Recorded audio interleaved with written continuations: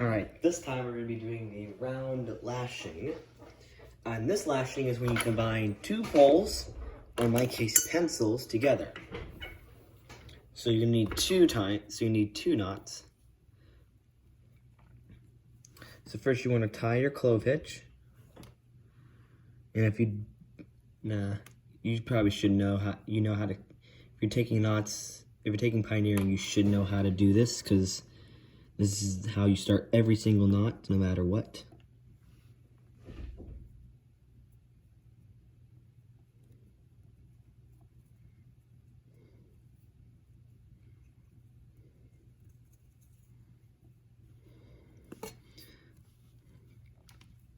Alright, so now you're going to take your two poles, just going to give them a bit more room, because you need to tie two of these.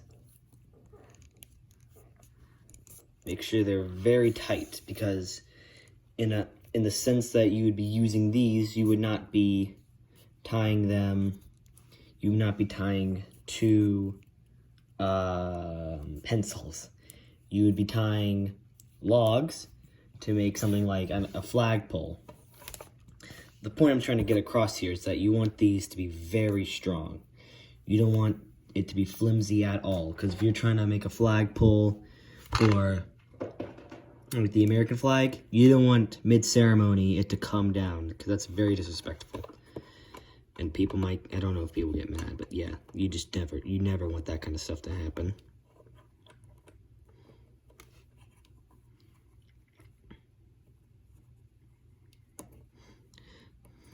But it's very easy once you get the kind of general hang of it.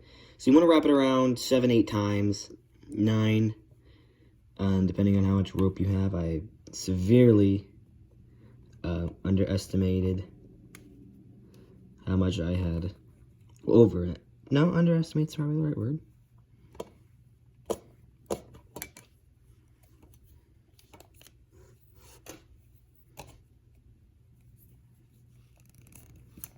Yeah. So there we have it. Now we're going to start the other one. And I have a second piece right here.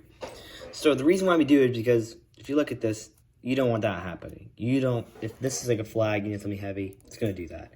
That's not good. That's bad.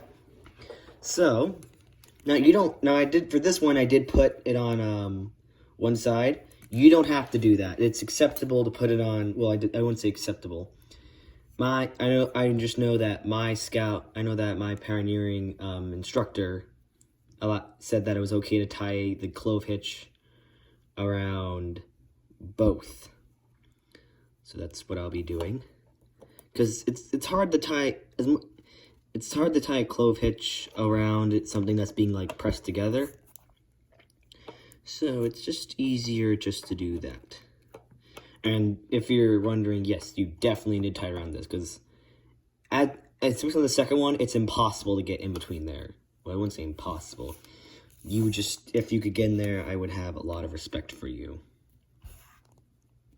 You gotta make sure I'm considerate about the amount of rope I'm using. That should be enough reps. There's no frapping on this one. No, there's no frapping.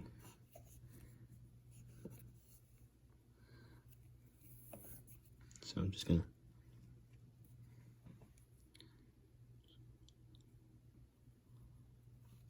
stick it through both of them.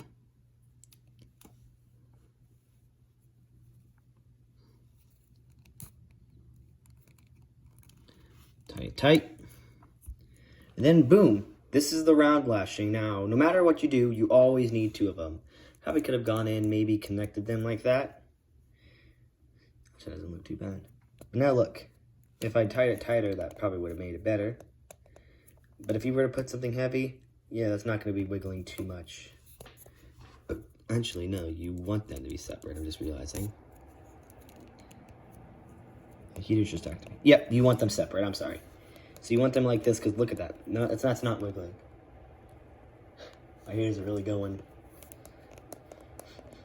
But yeah, That was the round lashing. Not as long as my tripod lashing.